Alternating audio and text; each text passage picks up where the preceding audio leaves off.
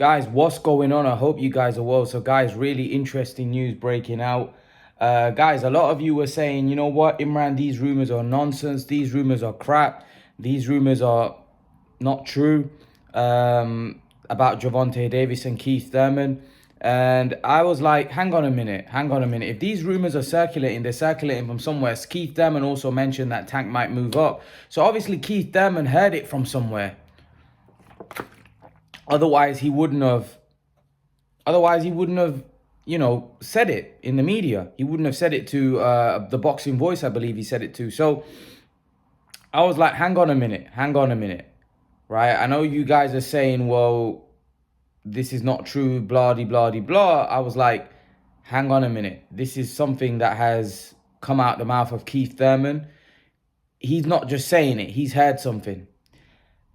And everyone, the response that I got online was, this is nonsense. Tank ain't going to want to take the fight. Everybody said that, Tank would get knocked out.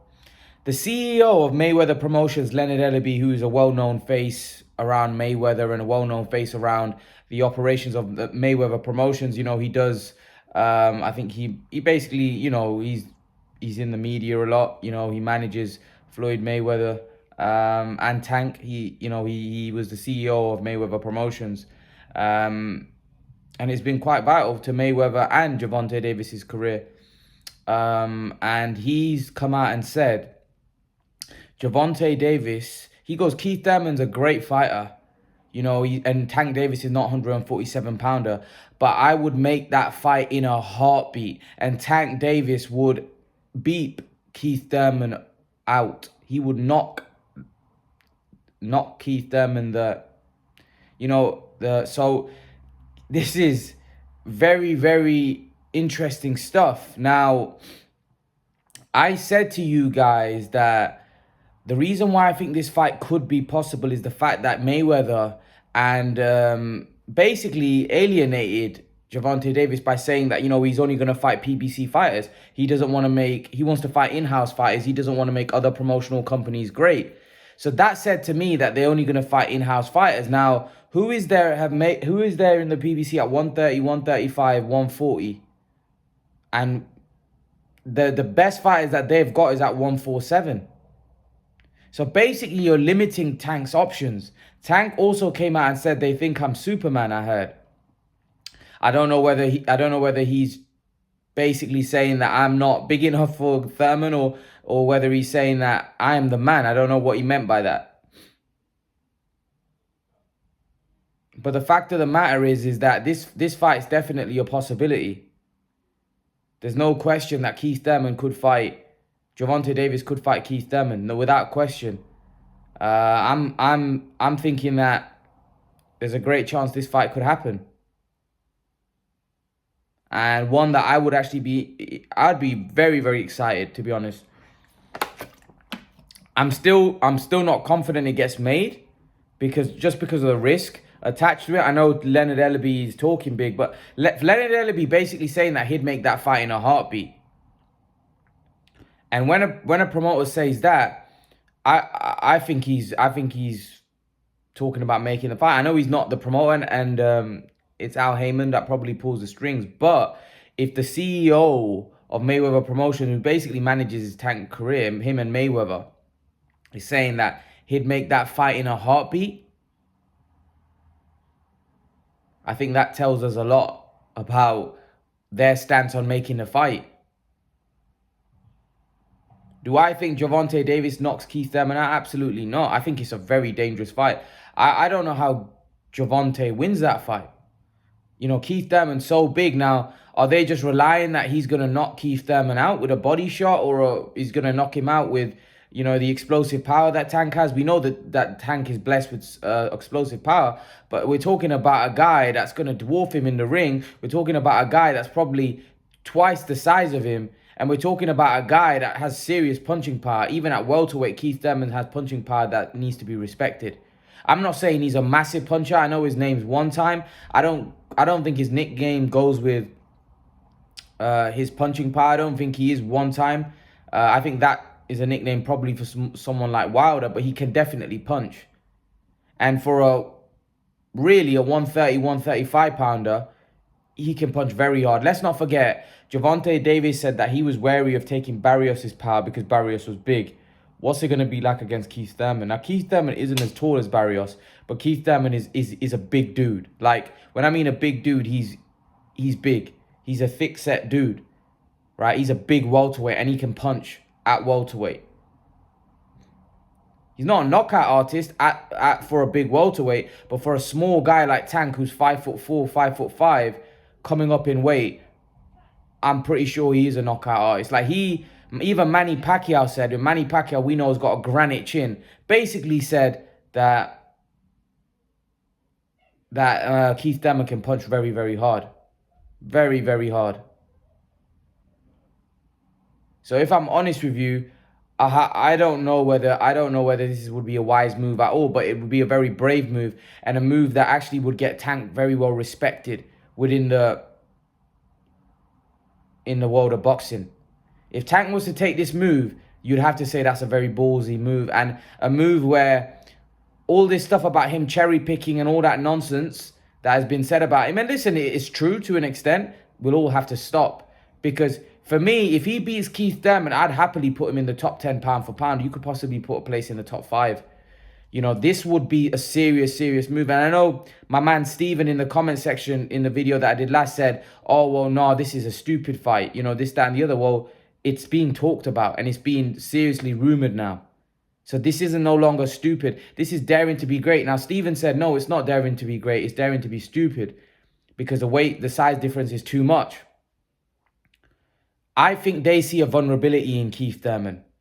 I think they think that Keith Thurman is vulnerable. I don't know whether this is this is their ego doing this because of the fact that they said they wouldn't fight anybody outside of the PBC. Or is this to all the haters that were saying Tank Davis is cherry picking? I don't know if they were to go through with this fight. I don't know why they've taken this fight because it doesn't really make sense. We've got a guy at 130, 135, 140. He hasn't really fought the best there.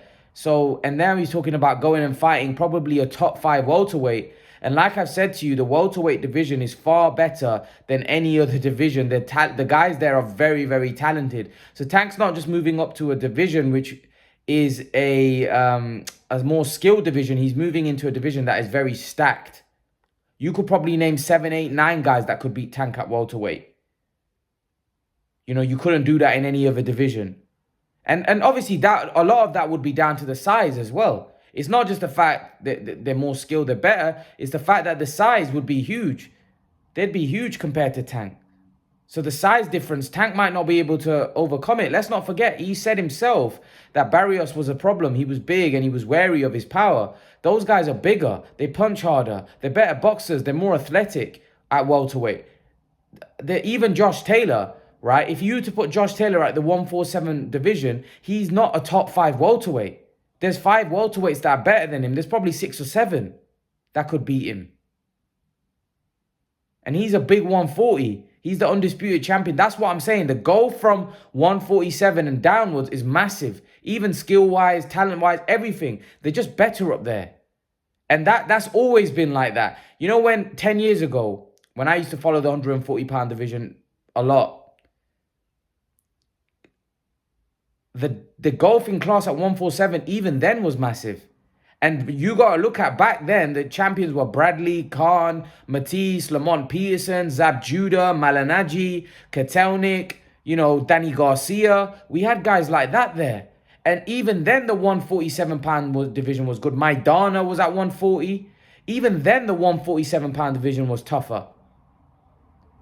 I think that tells you the 147 has always been stacked with great talent. You very rarely, I don't think that maybe in the history of the sport that the 147-pound division was terrible. It's always great. It's always a tough division. It's always very, very difficult division. And I don't think that a guy that's as small as Tank can go to 147 and beat any of the elite welterweights. Just not happening for me. And Keith Thurman, even though I think he's faded past his best a little bit, I still think he's a top welterweight. And I still think he would beat Tank and probably beat him by stoppage. Because like I said to you, Keith Thurman's real, man. In his last fight against Pacquiao, we know is Pacquiao. And he gave Pacquiao a lot of trouble in that fight. So, to be honest with you, I don't like this fight in terms of, I think Tank would have a very, very difficult fight. I actually don't see him winning. But if he lands one, who knows? If he lands a good body shot, maybe Keith Thurman might fall apart. Who knows? Because Keith Thurman has shown vulnerability and weakness. But yeah, it's a big gamble. A big gamble. And in terms of Leonard Ellerbe saying that, you know, Tank, he would have no problem making the fight, make it then. I wouldn't mind seeing it. I would love seeing it, actually. If they believe in Tank that much, and they believe Tank would knock Keith Thurman out, I would love to see it. By the way, I would be really excited. It'd be one of the biggest matchups of the year, and it'd be one of the most interesting matchups of the year. I actually think it's a great fight. It's a great fight. It's one that Tank would have probably going into an underdog, as an underdog. And I see, here's the thing. If they do make this matchup, I don't want to hear any crap. Oh, well, why is Tank fighting Keith Thurman? There's no reason to moan and groan. Because now you've got a fight where Tank's not cherry picking. You've got a fight where Tank actually going in the underdog. You've got a fight where you're going to see Tanking against a real competition. So you can't have it both ways. You can't say, oh, well, Tank's not fighting nobody, and then he steps up and fights a monster compared to him. You can't then say, well, oh, he's fighting nobody. You've got to give Tank credit. And if he takes this fight, I'll give Tank immense credit, win or lose. Right? If he wins, oh my God, he's a superstar. He's the next superstar in boxing. And he puts himself on a level where he probably becomes a pay-per-view star. Not just that, he becomes a legit pound-for-pound fighter. Like, you could put him in the top 10 easy. Or you have to put him in the top 10. But you could probably even say top 5 with a win like that. Because moving up, pound for pound is about moving up in the weight classes and fighting the best in the weight classes. Now, Keith Thurman isn't the best right now because there's Spence Crawford. But he's one of the best. He's one of the best at welterweight. And let's be honest, Tank would be a massive underdog in the fight. So for me, if he wins, kudos to Tank. What do you guys think? Leave your thoughts. Let me know what you think in the comment section below. And guys, remember to please like, share, subscribe to my channel. I'll see you guys in the next video. Peace.